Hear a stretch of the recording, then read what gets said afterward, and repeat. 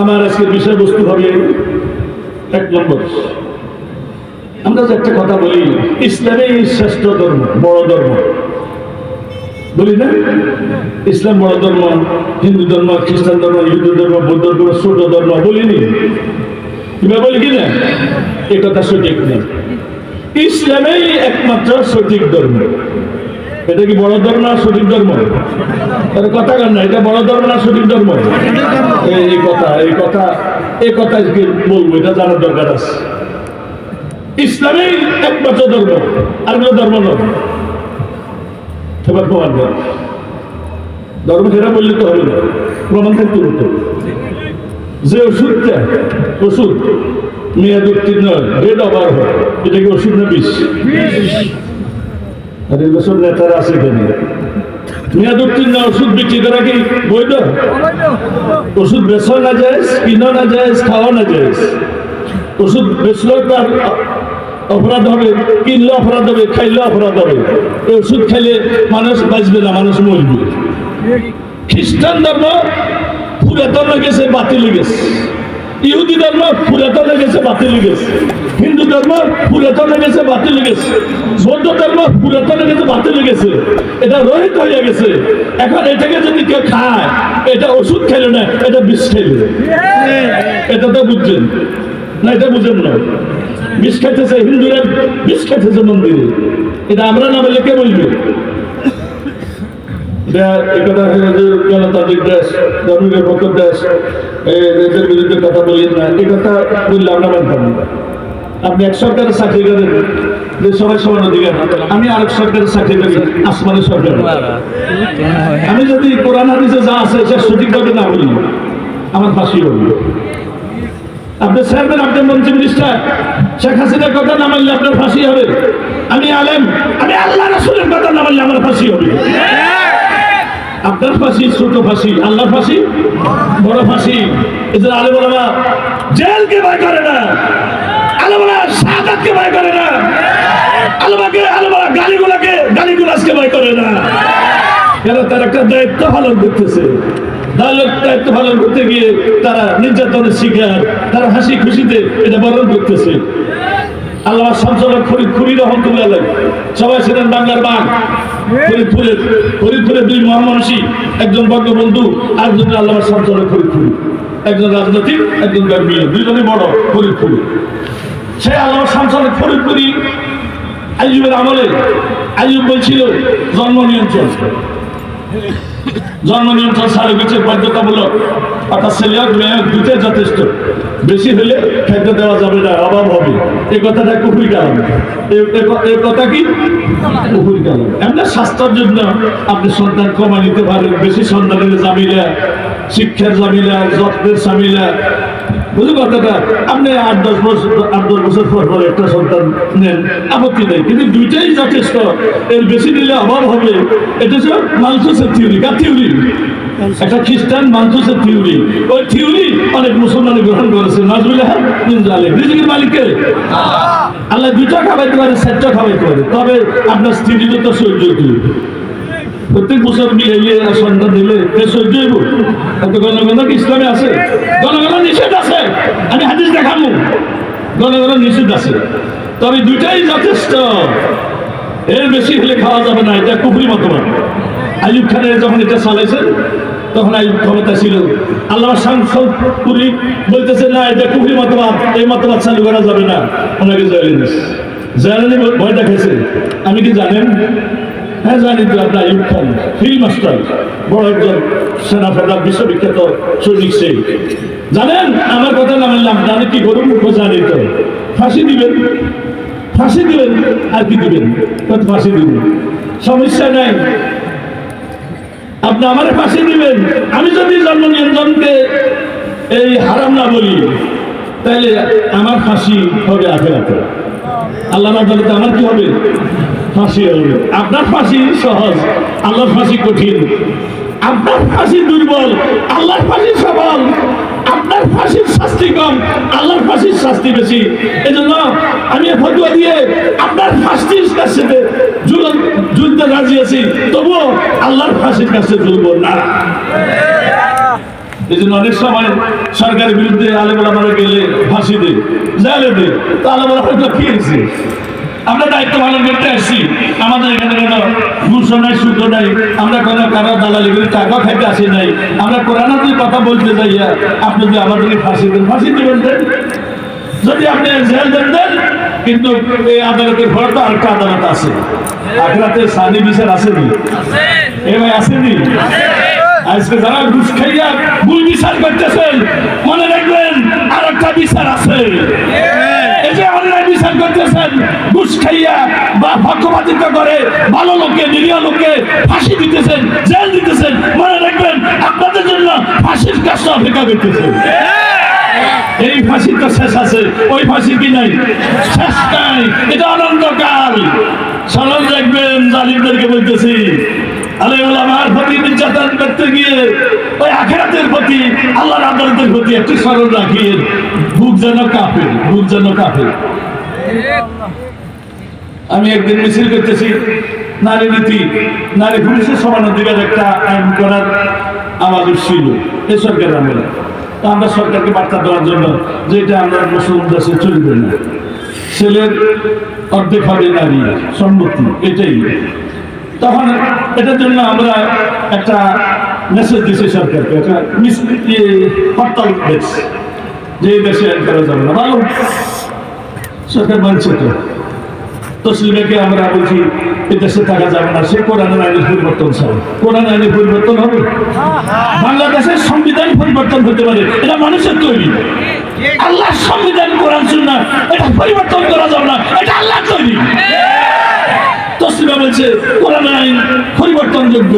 তখন আমরা বলছি এই মুসলমান দেশে তোমার জায়গা নেই, তারাই দিছি নি, তসলিমাকে তারাইছি নি, আর আসতে পারছে এত সহজ। আমরা আন্দোলন করতেছি, নারী নীতি, সমান অধিকার চলবে না, নারীর অর্ধেক পুরুষের ডবল। আমি তো মনে করি যদি আল্লাহ জায়গায় আমি হইতাম যে এক ভাগ নারীকে দিতেছে, আমি সেটা দিতাম না। কেন? নারীর দায়িত্ব কত সময় বাপের উপর, কোন সময় স্বামীর উপর, কোন সময় ভাইয়ের উপর, কোন সময় বাপের উপর, কেউ না থাকলে সরকার উপর। তবুও ইসলামে নাই যে নারী তুমি চাকরি করি খাও, নারীকে এই কষ্টটা আল্লাহ দেয় না। তুমি পর নির্ভরশীল, অন্যের উপর নির্ভর করে থাকো। তুমি চাকরি বাকরি করতে গেলে অনেক ঝুঁকি আছে, কি আছে? চারিত্রিক ঝুঁকি আছে। আমি অনেক মেয়েদের খবর জানি চাকরি রক্ষার জন্য সাহেবের সাথে ইজ্জত নষ্ট করছে, এবং অনেক মেয়ের খবর আমি জানি যারা চাকরি রক্ষার জন্য বিয়ে বসে না, বিয়ে বসে চাকরি করতে পারবে না, সন্তান হবে, এই যে জামিলা বিয়ে পর্যন্ত বসতেছে না। তুমি যে বিয়ে বসতেছ না, তাহলে তোমার মা আর বাপ যদি বিয়ে না বসতো তুমি করতে হইল। তুমি আজ বিয়ের বিরুদ্ধে, তুমি আগামীতে সন্তান রাখি যাবে না, প্রজন্ম তৈরি করবে না, বিয়ে না করলে কি, বিয়ে না বসলে কি? তো তুমি দুনিয়াতে আসছো তো বিয়ে বসছিলে, ঠিক নেই? বিয়ে এটা আল্লাহর সংবিধান, এটা মেনে নিতে হবে। এটা কারোর জন্য ফরজ, কারোর জন্য সুন্নাত। আর তৌফিক না থাকলে না জায়েজ, তৌফিক না থাকলে কি সেটা বিন্দা, তৌফিক আছে তারপরে বিয়ে বলতো না, এটা খারাপ কথা। কি করা বলেন, কি কথা? খারাপ কথা। তাহলে একজন পুরুষকে যে বিবেক দিছে আল্লাহ কেন দিছে? পুরুষে তার মাকে চালায়, তার বোনকে চালায়, তার পরিবারকে চালায়, এবং তার বাপের যত আত্মীয় স্বজন আছেন, বন্ধু বান্ধব, সবাই মেহমানদারি সে করে। সদ্য গোষ্ঠীর লালন পালন দায়িত্ব ছেলের উপর, মেয়ের উপর কারো দায়িত্ব নেই, তার নিজের দায়িত্ব কার নেই। তো তারা না দিলে তো কোনো অপরাধ ছিল না। তারপর আল্লাহ দিছে দয়া করে, তোর সঙ্গে বাপে দিবে না, জুলুম করবে, ছেলে দিবে না, ভাইয়ে দিবে না, স্বামী দিবে না, এই জন্য তাকে একবার দিছে। জুলুম করলে তুমি এখান দেখাইতে পারো, আর জুলুম না করলে এটা জমা থাকবে, জমা থাকবে না, এটা তার মেনি ব্যাংক, এই ব্যাংক থেকে সে দান ফেরত করবে। কি করবে? কি করবে? এই জন্য আল্লাহ তাকে দয়া করে এটা দিছে, না দিলে চলতো। ওমা এত একজন মহিলা রাজি নয়, কন্যা সমান দিতে হইবে, পরিবর্তন হবে না। বাংলাদেশের সংবিধান পরিবর্তন হতে পারে, ভারতের সংবিধান কতবার পরিবর্তন হয়েছে আপনারা জানেন। এখন আসুন,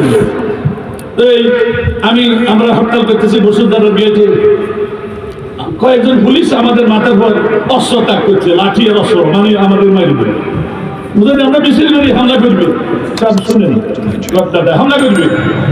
আমি বললাম পুলিশদেরকে, তখন আমার ভাষণ আসছে, ভাইরা আপনাদের কি মা বাপ নাই, আপনাদের কি ওস্তাদ নাই, আপনারা কোন শিক্ষা পান নাই, সুশিক্ষা পান নাই?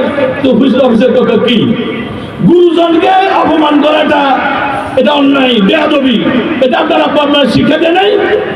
চুপ হয়ে গেছে। কাকে মারতে আসছেন? এগুলা আপনাদের বাপ মানো, বাপের বাপ, বুঝলেন কথাটা? আরে বললাম বাপ না, বাপের বাপ, দাদা, আপনার বাপের ওস্তাদ। গুরুজনকে মারা কি আদব, বেয়াদবি? এই আলেম সমাজ যাদের উসুলায় আপনি হালাল হয়েছেন, আপনার মার বিয়ে তারা পড়াইছে, এই জন্য আপনি বৈধ সন্তান, নইলে আপনাদের পুত্র কুকুর। এরপরে আপনার বিয়ে হালাল করেছে, এই জন্য আপনার ছেলে মেয়েগুলা সুসন্তান। আর যদি আলেমরা বিয়ে না পড়ে তো আপনার ছেলে মেয়েগুলো তো কুকুর, আরে শুয়োর। তাহলে আপনি বৈধ সন্তান, আপনার ছেলে বৈধ সন্তান, আপনার স্ত্রী বৈধ বিবি, কার ছিলেন? আলেমের ছিলেন। এরপর নামাজ পড়াকে আলেমে, জানাজা পড়াকে আলেমে, আপনার মুদ্রার প্রতি গোসল মুদ্রাকে দোয়াকে আলেমে, এবং কবর ফাঁসে দাঁড়ায় ইশারা সব করে গে আলেমে। বিপদের বন্ধু আলেম, সে আলেমকে আপনি মারতে আসছেন, আপনার কত বড় বিপদ। পুলিশকে বলতেছি আপনি এমন করছে, হাত অস্ত্র নামাইলেছে তো, তোর অস্ত্র নামাইলেছে তো, আর অস্ত্র নিচে নামাইলেছে, মানে একটা মুসলমান তো বুঝিস। পরে কানে কানে এসে আবার কয়, হুজুর মিছিল করেন, আসি কাল গাড়ি ভাঙবেন না। আর অসম্ভব, আমরা গাড়ি ভাঙি না, আমরা মিছিল করুন, গাড়ি ভাঙতে হবে না, গাড়ি কেন ভাঙবেন? বুঝলেন কথাটা? আমাদের মিছিল করতে দিয়েছে। পরে আমার হুজুর বদুয়া দিয়েন না, মাফ করে দিয়েন। আমরা সেই আপনাদের মারিবার জন্য আইসি, দান্ডালেন চাকরি রক্ষার জন্য, কিনের জন্য? আমাদের প্রতি আলেমের ভালোবাসা আছে, কিন্তু আপনাদেরকে এখন যদি না মারি ঘরে না ঢুকেই আমাদের চাকরি দেখতে হবে, চাকরি রক্ষার জন্য আসছি।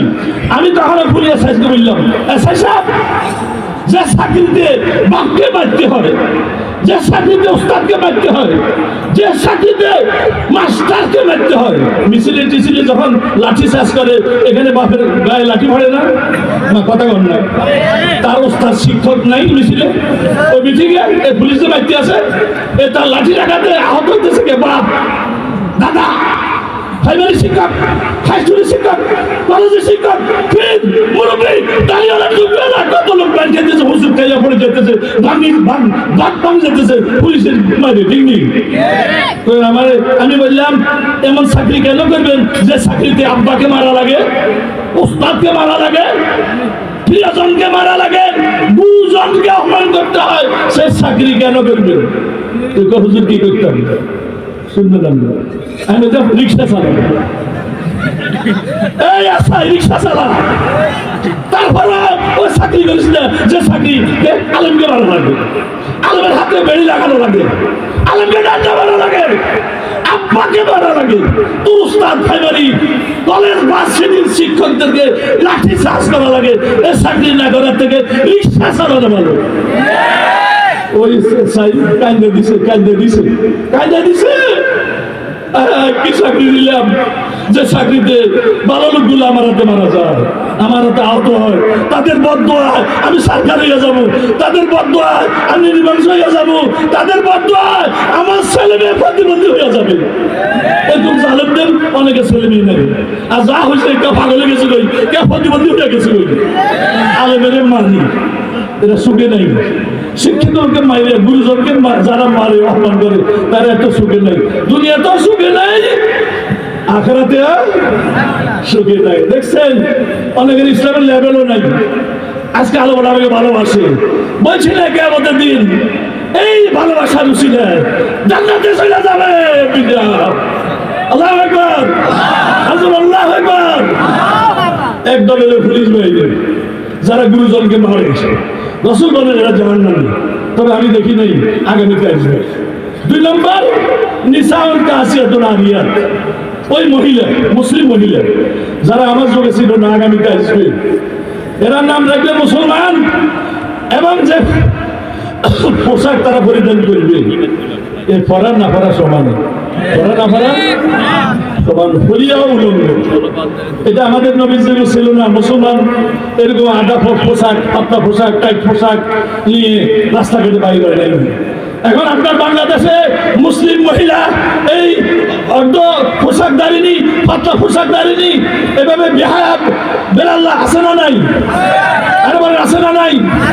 সান্দাই গোনাতে বেপরদার নারী আছে না নাই? সান্দাই গোনাতে পাতলা ফাড়ি সরিয়া রাস্তাঘাটে বাইরে এরকম মহিলা আছে না নাই?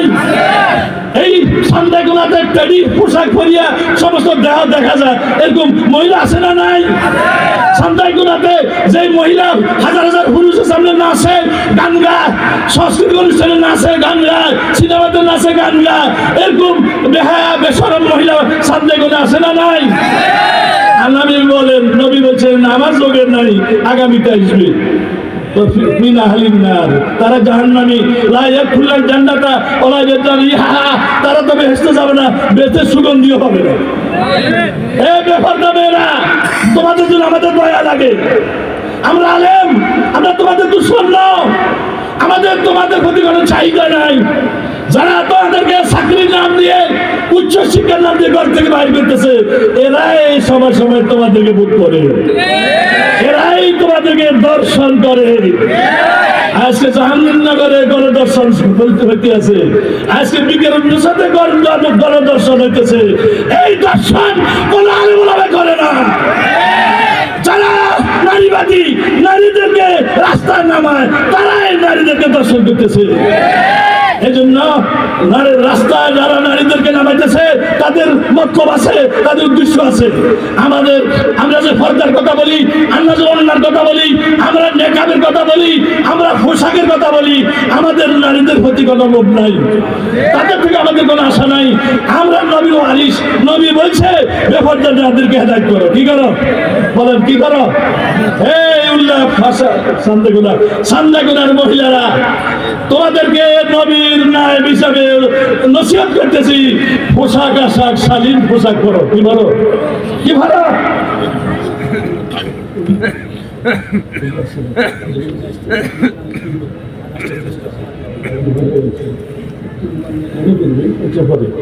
তো ভাই বুঝতেছেন তো আপনারা, এই নারীদের প্রতি আমরা বলতেছি শালীন পোশাক করো। কি ভালো? কি পোশাক করো? শালীন। বোরকা বলতে কিছু নাই, আসলে শালীন পোশাক। আল্লাহ, আমি যে বলছিলাম কয়েকটা বিষয় বলবো। আগে সব ধর্ম বাতিল হয়ে গেছে, এখন একমাত্র ইসলাম, এটাই বড় ধর্ম নয়, এটা একমাত্র ধর্ম। এটা বড় ধর্ম না একমাত্র ধর্ম? ইসলাম বড় ধর্ম না একমাত্র ধর্ম? একমাত্র ধর্ম। এক। দুই নম্বরে এই জমিনের মালিককে আল্লাহ। যারা আল্লাহকে মানবে তারা এই জমিন ভোগ করার অধিকার রাখে। যারা নাস্তিক মুরতাদ, তারা এই দেশ ভোগ করার অধিকার রাখে না, তারা জবরদখলকারী। যত বেদিন তারা জবরদখলকারী, আর যারা মুসলমান তারাই এই দেশের বৈধ নাগরিক। আর কাফের জবরদখলকারী। আল্লাহ কোরআনে পরিষ্কার বলতেছেন যে ওয়াকাতাবনা ফিজ জাবুর ইবাদা যিকরি আন্নাল আরদা ইয়ারসুহা ইবাদিয়াস সালিহুন। যারা আমাকে মানবে এই জমির মালিক আমি, যারা আমাকে স্বীকার করবে লা ইলাহা ইল্লাল্লাহ, আমার নবীকে স্বীকার করবে মুহাম্মদুর রাসূলুল্লাহ, তারা এই জমিনের মালিক। যারা লা ইলাহা ইল্লাল্লাহ স্বীকার করবে না, মুহাম্মদুর রাসূলুল্লাহ স্বীকার করবে না, তারা রাষ্ট্রদ্রোহী। তারা কি? রাষ্ট্রদ্রোহী, যুদ্ধ অপরাধী। রাজাকারকে যেরকম ফাঁসিতে দেওয়া হয়েছে, কারণ পান কান্দে নাই, জেলা রাষ্ট্রদ্রোহী, এই ধারাতে ফাঁসি দেওয়া হয়েছে। যারা নাস্তিক মুরতাদ, আল্লাহকে বিশ্বাস করবে না, নবীকে বিশ্বাস করবে না, ইসলামের রাষ্ট্র হলে তাদেরকে ফাঁসির কাছে উঠানো হবে।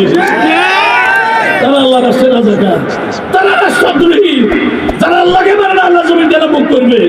যারা আল্লাহকে মানে না, তারা আল্লাহ নবীকে মানে না, তারা নবীর দেশ কেন মুখ করবে? এই জন্য আল্লাহ ইকবাল বলতেছেন, চীন ও আরব হামারা, चीन अरब हमारा, हिंदुस्तान हमारा, मुस्लिम हम सारा जहां हमारा। চীন আমাদের, রাশিয়া আমাদের, আমেরিকা আমাদের, ভারত আমাদের, সারা পৃথিবী আমাদের। এই আমরা মুসলমান, সারা পৃথিবীর মালিক আমরা। যারা মুসলিম তারা আল্লাহকে স্বীকার করে না, নবীকে স্বীকার করে না, না করার কারণে যারা রাষ্ট্রদ্রোহী, তারা জবরদখলকারী। কি গাড়ি? তারা কি গাড়ি? জবরদখলকারী। আজকে আমাদের ইমান দুর্বল হওয়ার কারণে, আমল দুর্বল হওয়ার কারণে, ইসলামের রাষ্ট্র প্রতিষ্ঠা না হওয়ার কারণে বেদিনীরা ক্ষমতাতে আছে। যদি আমরা ভালো মুসলমান হইতাম, ভালো ইমানদার হইতাম, যদি আমাদের হাতে থাকতো সারা পৃথিবী আমরা শাসন করতাম। যেমন খোলাফা রাশেদা শাসন করেছে, উমাইয়া শাসন করেছে, আব্বাসিয়া শাসন করেছে, তুর্কিরা শাসন করেছে, মুঘলেরা শাসন করেছে, এই দিল্লির শাসক ছিল মুসলমান। ঠিক না বলেন? আজকে আমাদের ক্ষমতা চলে গেছে আমাদের দোষে, আমাদের কর্ম দোষে। আমাদের ইমান দুর্বল হয়ে গেছে, আমল দুর্বল হয়ে গেছে। এই জন্য আল্লাহ কয় বিজাতির হাতে তোদেরকে মার খাওয়াবো। তোমাদের কর্ম ফল হলো জালিম সরকার, তোমাদের কর্ম ফল হলো ইহুদি, তোমাদের কর্ম ফল হলো নাসারা, তোমাদের কর্ম ফল হলো বেদিন। তারা নিচে থাকবে, তারা কেন উপরে উঠলো? তোমরা খারাপ হয়ে যাওয়াতে তাদের মাধ্যমে তোমাদের আমি শাস্তি দিতেছি। এটা আমাদের পাওনা। দেশ আমরা শাসন করবো, ও মুসলিমেরা দেশ শাসন করার অধিকার রাখে না, তারা জবরদখলকারী। 3 নম্বর হলো মুসলমানের দলিল 3টা: কোরআন, হাদিস, ইজমা, কিয়াস। বলেন কোরআন, হাদিস, বলেন কোরআন, হাদিস, ইজমা, কিয়াস। এজন্য আমি সময় তো এখানে হুজুর এসে গেছেন, এখানে অনেক দলিল নিয়ে এসেছিলাম, দলিল বস এখন দেখাবার সুযোগ নেই। এই জন্য আমাদের কোনো সমস্যার সমাধান হলে প্রথম দেখবো কোরআনে। কোরআন যদি না পাই তখন দেখবো হাদিসে, হাদিসে না পাই তখন ইজমাতে, ইজমাতে না পাই কি আছে। তাহলে মুসলমান দলিল কয়টা? মুসলমান উৎস কয়টা? 4টা: কোরআন, সুন্নাহ, হাদিস। কোরআন, হাদিস, ইজমা, কোরআন, হাদিস, ইজমা, কিয়াস। যারা বলে শুধু কোরআন মানি, সমস্ত আলেমের ফতোয়া, তারা কাফের। যারা বলে আমরা কোরআন মানি, হাদিস মানি, তারা কাফের। ভাইরা আমার, কোরআনে লেখা আছে নামাজ পড়ো, রোজা রাখো, হজ করো, যাকাত দাও, কিন্তু কিভাবে নামাজ পড়বো, কিভাবে রোজা রাখবো, কিভাবে হজ করবো, এটা কোরআনে নাই। এটা আমরা কার কাছে শিখবো? নবীর কাছে। বলে কার কাছে? সল্লু কামা রাআইতুমুনি উসাল্লি। নবী বলছেন, কোরআনে বলছে নামাজ কায়েম করো, কিন্তু আল্লাহ তো বলে নাই নামাজ কেমনে কায়েম করবা, আমারে দেখি দেখি নামাজ কায়েম করো। তাহলে কোরআনের ব্যাখ্যা হাদিস। বলেন কোরআনের ব্যাখ্যা, বলে কোরআনের ব্যাখ্যা হাদিস। আজকে সালাত মানে ব্যায়াম, এটাও আছে। আজকে সকালবেলা যে পুরুষ মহিলারা এই হাফ প্যান্ট পরে নাচে, ব্যায়াম করে, আপনি যদি বলেন এ ভাই ফজরের নামাজ কেন কায়েম করলেন না, কয় ফরজ নামাজ কায়েম করছি তো, কি ব্যায়াম করছি তো আমি? আল্লাহ বলছে সালাত কায়েম করো, সালাত মানে তো ব্যায়াম, তো আমি তো ব্যায়াম করতেছি। এটা তো আবিধানিক অর্থ, কিন্তু পারিভাষিক অর্থ কি? আল্লাহু আকবার থেকে আসসালামু আলাইকুম ওয়া রাহমাতুল্লাহ, আসসালামু আলাইকুম ওয়া রাহমাতুল্লাহ, এটা হলো নামাজ কায়েম করা। এটা আমাদের নবী শিক্ষা দিয়েছে। এই কথাটা কোরআনে নাই, আছে কোথায়? হাদিসে। আজকে যদি আমরা শুধু কোরআন মানি আর হাদিস না মানি, তো যারা ব্যায়াম করতেছে এরা বলবে আমরা নামাজ পড়ি। বুঝলেন না? আর 1 ঘন্টা পানি না খাই, ভাত না খাই বলবে আমি রোজা রাখছি। রোজা মানে তো উপবাস থাকো, একবার ফজর থেকে মাগরিব পর্যন্ত বিস্তারিত তত নেই। হজ মানে ইচ্ছা করা, আমি তো হজ করছি, আমি ইচ্ছা করছি, হজ মানে ইচ্ছা। এভাবে যারা নবীকে মানবে না, শুধু কোরআন মানবে, এটা হলো ধোঁকা। কোরআন মানা মানে আমল না করার জন্য এটা একটা শয়তানের ধোঁকা। এই জন্য হাদিসকে যদি আমরা না মানি, কোরআন মানা হবে না, কোরআন মানা হবে না। কোরআনের প্রায় কথা স্পষ্ট, আর এটাকে পরিষ্কার করে ব্যাখ্যা দিয়েছেন হযরত মুহাম্মদ ওয়ান্দাল্লাহু আলাইকা জিবরাইল লিতুবায়্যিনা লিন-নাস। আমি কোরআন নাযিল করেছি হে হযরত মুহাম্মদ, আপনাকে আমি মুফাসসির কোরআন রাখছি, ব্যাখ্যাকার। আপনি কি ব্যাখ্যাকার? নামাজের ব্যাখ্যা আপনি দেন, রোজার ব্যাখ্যা আপনি দেন, হজের ব্যাখ্যা আপনি দেন, ইসলামী রাষ্ট্রের ব্যাখ্যা আপনি দেন, ইসলামী আইন কানুনের ব্যাখ্যা আপনি দেন, সমাজ বিজ্ঞান কথা আপনি দেন, রাষ্ট্র বিজ্ঞান কথা আপনি দেন। আমি সংক্ষেপে বলবো, আপনি ব্যাখ্যা দিবেন। আজকে যদি হযরত মুহাম্মদকে মানা না হয়, আমাদের নবীর হাদিস যদি মানা না হয়, তাহলে কোরআনের উপর আমল করা সম্ভব হবে না। এই জন্য যারা বলে আমরা কোরআন মানি, আসলে কোরআনও মানে না। কেন? কোরআনে বলছে মা আতাকা রাসূল ফাকুলুহু ওয়া মা নাহাকুম আনহু ফান্তাহু।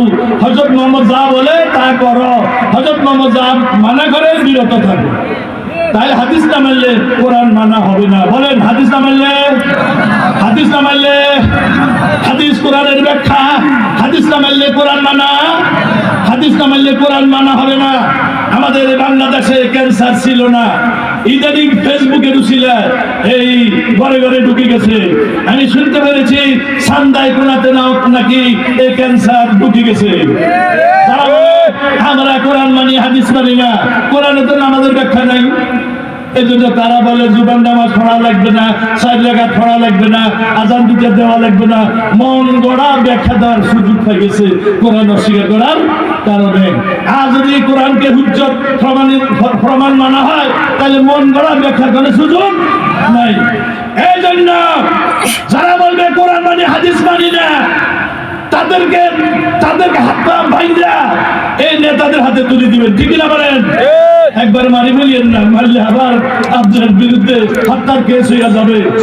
এই যারা হাদিস মানো না, শুধু কোরআন মানো, সান্দাই কোরআন মুসলমান তোমাদেরকে দেশে থাকতে দিবে না। যারা নারীকে পুরুষের পাশাপাশি মঞ্চে বসাও, হেজবুত তাওহীদ, যারা নারীর ইজ্জত দিয়ে ছেলেমেয়েরা খেলতেছ, তোমাদের সান্দাই কোরআনে জায়গা নাই। হে ভাই, আহলে কোরআনে দেশে থাকতে পারবে?